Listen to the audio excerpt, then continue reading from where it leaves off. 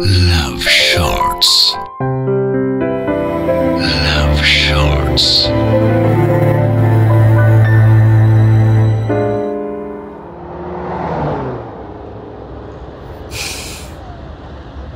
আর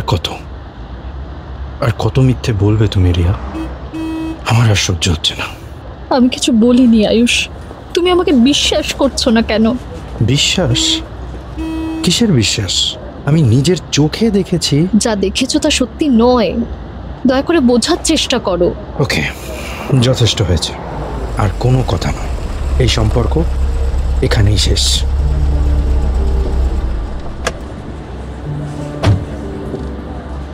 এই বলে আয়ুষ গাড়ি থামিয়ে রিয়াকে মাঝ রাস্তায় ছেড়ে চলে যায়। রিয়া ডুকরে কেঁদে ওঠে। সেদিনের পর কেটে গেছে 5-5টা বছর। আয়ুষ আর রিয়া দুজনেই নিজেদের জগতে একদম একা। আয়ুষ এখন একজন সফল ইন্ডাস্ট্রিয়ালিস্ট, আর রিয়া একটি আর্ট গ্যালারির কিউরেটর। দুজনেই চেষ্টা করেছে অতীতকে ভুলতে, কিন্তু কোথাও যেন একটা শূন্যতা রয়েই গেছে। রিয়া তার গ্যালারিতে কাজে খুবই ব্যস্ত। হঠাৎ করেই তার ফোনটা বেজে ওঠে। হ্যালো। ফোনের অপর প্রান্তে ভেসে ওঠে রিয়ার অ্যাসিস্ট্যান্ট মারিয়ার কণ্ঠ। হ্যালো ম্যাম, আপনার একটা জরুরি মিটিং আছে 15 মিনিটের মধ্যে, একটা নতুন প্রজেক্টের জন্য। ও হ্যাঁ, আমি ভুলে গিয়েছিলাম, আমি আসছি। অপরদিকে অফিসের কেবিনে বসে আয়ুষ কম্পিউটারে কাজ করছিল। হঠাৎ করেই রিয়ার একটা ছবি দেখতে পেল। এক মুহূর্তে সে ফিরে গেল সেই 5 বছর আগে।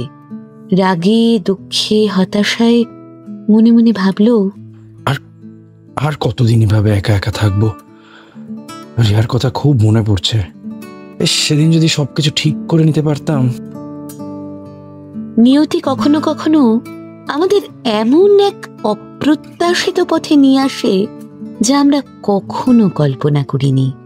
সেদিন বিকেলে রিয়া যখন তার মিটিং এর দিকে যাচ্ছিল আর আয়ুষ একটি নতুন সাইট পরিদর্শনে যাচ্ছিল, ঠিক তখনই শহরের এক ব্যস্ত মোড়ে ঘটল সেই ভয়াবহ দুর্ঘটনা। আহত হলো দুজনেই, তবে রিয়ার অবস্থা ছিল ক্রিটিক্যাল। দুজনকেই একই হাসপাতালে ভর্তি করা হলো। আয়ুষের সেন্স ফিরতে এসে নার্সকে বলল, রিয়া কেমন আছে? আমি ওকে দেখেছি, ও ঠিক আছে তো? ওনার জ্ঞান ফিরেছে, কিন্তু মাথায় গুরুতর আঘাত লেগেছে, তবে আপাতত আশঙ্কা মুক্ত। আপনি চাইলে ওনার সঙ্গে দেখা করতে পারেন।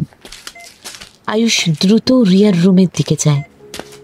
রিয়ার বেডের পাশে দাঁড়িয়ে আলতো হাতে তার গালে স্পর্শ করে। রিয়া চোখ খুলে তাকায়। প্রথমে চিনতে পারে না, তারপর ধীরে ধীরে তার চোখ বিস্ময় ভরে ওঠে। আয়ুষ, তুমি এখানে? হ্যাঁ রিয়া, তুমি ঠিক আছো তো? আমি ভয়ে মরে যাচ্ছিলাম। আমি জানি না কি হচ্ছে, কিন্তু তোমাকে দেখে মনে হচ্ছে সব ঠিক হয়ে যাবে। আমি বোকা ছিলাম রিয়া, আমি সেদিন তোমার কথা শুনিনি। আমায় ক্ষমা করে দাও। আমি তোমাকে আজও ভালোবাসি। আমি কখনো তোমার উপর রাগ করিনি আয়ুষ, আমি শুধু চেয়েছিলাম তুমি আমাকে বিশ্বাস করো। আয়ুষ রিয়ার হাত আরো শক্ত করে ধরে। দুজনের চোখে একই সাথে জল আর আশার ঝলক। দুর্ঘটনার সেই ভয়াবহ স্মৃতি আজ তাদের কাছে এক নতুন জীবনের প্রতীক। সেই দিনটার পর আয়ুষ আর রিয়া আবারও কাছাকাছি এসেছে। তারা একে অপরের প্রতি পুরনো তীব্র ভালোবাসা আর নির্ভরতা নতুন করে খুঁজে পেয়েছে। ধীরে ধীরে রিয়ার আয়ুষ ভালোবাসায় একটু একটু করে সুস্থ হতে থাকে। একদিন বৃষ্টির এক সকালে হসপিটালের বেডে বসে রিয়া আয়ুষকে বলে, এই দুর্ঘটনাটা না ঘটলে হয়তো আমরা আর কখনো একসঙ্গে হতে পারতাম না। এটা আমাদের জন্য একটা দ্বিতীয় সুযোগ। হ্যাঁ রিয়া, আমি এই সুযোগটা হারাতে চাই না। সেদিন অ্যাক্সিডেন্টের মুহূর্তে তোমার চোখের সামনে ওভাবে আঘাত পেতে দেখে বাপরে বাপ, আমি আমি আমি মনে করতে চাই না ওই দিনটা। সেদিন আমি রিয়েলাইজ করেছিলাম তুমি আমার সবটা জুড়ে আছো। তোমায় আমি হারাতে পারবো না। আমি কথা দিচ্ছি তোমাকে সব সময় আগলে রাখবো। আর কোনো ভুল বোঝাবুঝি নয় রিয়া। আসলে ভালোবাসা এমনই হয়, কখনো কখনো কঠিন পরিস্থিতিতেই আমরা সম্পর্কের আসল মূল্য বুঝতে পারি। ভুল বোঝাবুঝি হয়তো সম্পর্ককে সাময়িক সময়ের জন্য দূরে ঠেলে দেয়, কিন্তু সত্যিকারের ভালোবাসা তা কখনো মরে না। শুধু দরকার একটু ধৈর্য আর একে অপরের প্রতি অগাধ বিশ্বাস। তাহলে কিন্তু ভালোবাসাই জিতে যায়।